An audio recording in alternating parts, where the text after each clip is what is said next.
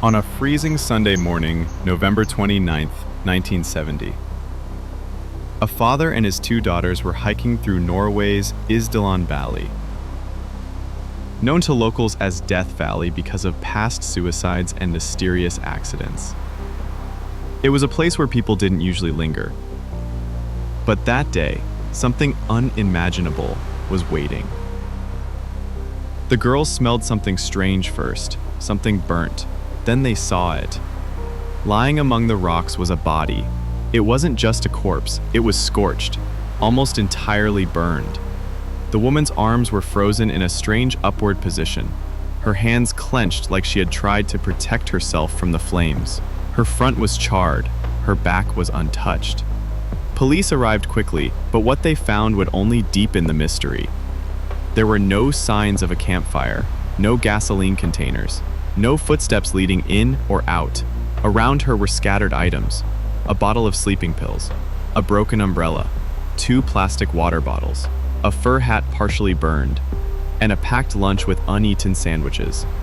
But something was wrong with all of it. Every label on her clothing had been carefully removed, her fingerprints had been sanded off, and her facial features burned beyond recognition. No purse, no wallet, no ID. Who was this woman? Investigators began digging, and soon they discovered 2 suitcases that had been left at the left luggage office in the Bergen railway station just days earlier. Inside they found clothing, a notepad filled with what appeared to be coded entries, wigs, combs, makeup, and more strange objects. Every single item stripped of any identifying label, nothing traceable, as if she had erased herself from existence. And then came the most puzzling discovery. Several fake passports, each with a different name, different nationality, different profession. She had checked into multiple hotels across Norway using aliases like Jennifer Fairgate, Finella Lork, Claudia Tielt. In every hotel, she changed her hair color. Sometimes she wore wigs, sometimes she requested to change rooms multiple times. Some hotel staff remembered her. She was well-dressed, calm, mysterious. She usually asked for rooms with balconies. She rarely made eye contact. One housekeeper said the woman always kept her suitcase closed, locked, and near her bed. Another remembered her giving a faint, uneasy smile, but never spoke unless necessary. What was she doing in Norway? Why so many identities? Police launched an international investigation. They contacted Interpol. They compared her photos and dental records with missing persons across Europe. Nothing matched. A few months later, forensic experts found something curious in her teeth. Gold dental work, uncommon in Norway, but more frequent in Eastern Europe. That was the first real clue. It suggested that she may have come from somewhere near the Czech Republic or Germany. Still, no one came forward to claim her body. No missing persons report matched her description. It was as if she had lived entirely in the shadows. Then came the spy theories. This was the height of the Cold War. Norway was home to several NATO installations and secret military testing sites. Witnesses had reported seeing the woman near restricted military areas. Her coded notebook entries appeared to detail movements between locations, almost like surveillance logs. Was she watching something? Or someone? Some believed she was a Soviet agent sent to monitor Western military activity. Others thought she may have been a double agent, caught in something bigger than herself.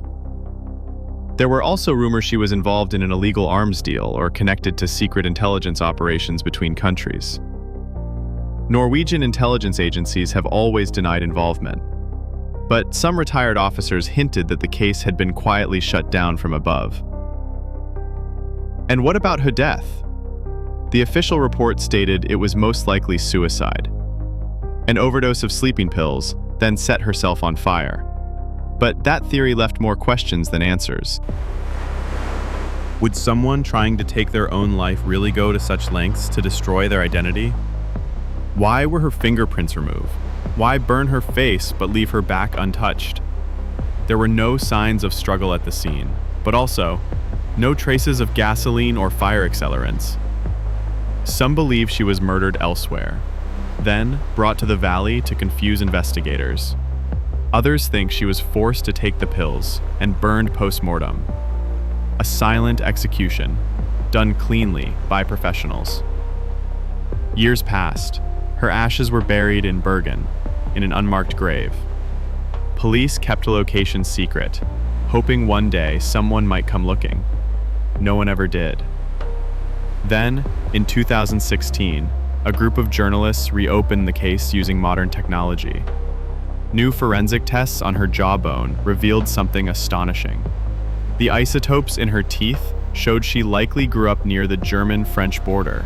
Her accent, according to surviving witnesses, sounded like Belgian or German with a possible French influence. They reconstructed her face digitally, published it across Europe. No response. Not a single person came forward to say, "I knew her." No friends, no family, no past. She was a woman without a story. But maybe that was the plan all along. If she was a spy, she succeeded in her final mission, complete disappearance. If she was a victim, then whoever silenced her did so perfectly.